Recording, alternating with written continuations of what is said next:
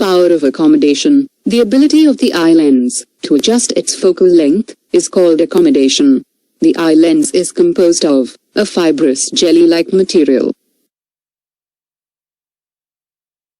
Its curvature can be modified to some extent by the ciliary muscles. The change in the curvature of the eye lens can change its focal length.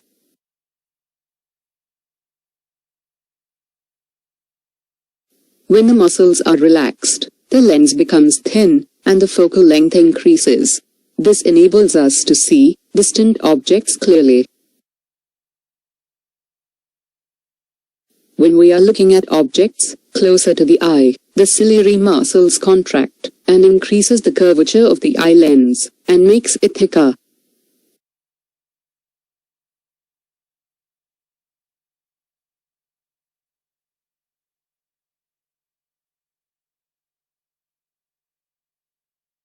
Consequently, the focal length of the eye lens decreases and helps us to see nearby objects clearly.